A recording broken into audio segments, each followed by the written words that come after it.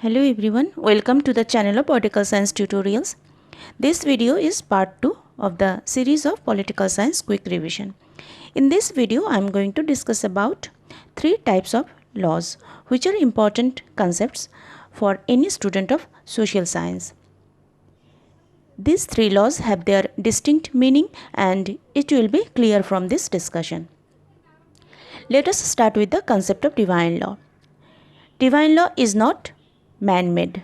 First, it should be noted. These are revelation from God. These cannot be changed by man also. These are eternal laws. Only new revelation from God can change these laws. For this reason, who does not believe in God will not find divine law compelling. But according to Thomas Aquinas, a 13th century philosopher and Catholic priest, he states that divine law cannot be confused with natural law, and divine law can also be positive law. Why he thinks so, I am going to discuss about it in the section of positive law. The second law of our discussion is natural law. The content of natural law set by nature, and for that validity is everywhere, but it has nothing to do with nature. It depends upon man's conscience. It is different from divine law in the sense that divine law has no importance if man has no faith on God. Natural law has a moral and ethical base which every person can feel.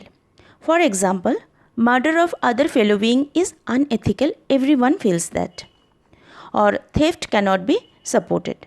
Natural law analyzes things reasonably and it has binding rules of moral behavior. As natural law follows moral principles,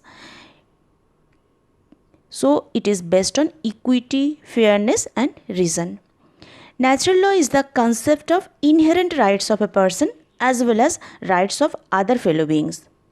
In natural law theory, morals are not relative or the rules are not different for different persons or groups.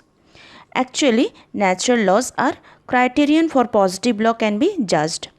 In other words, when positive law seems unethical or immoral, it is judged by natural law. Now, last part of this video is the discussion about positive law. Like divine law, it is not a revelation from God, nor like natural law. These are guided by set of moral principles of what should we do and what we should not. Rather, these are man-made laws. Here the term positive does not refer anything good as we usually mean by positive, rather as it is posited by man or made by man, so it is called positive law. These laws are enacted by a duly authorized legislature and responsive to the need of any state or in a particular time depending on the situation the laws are made.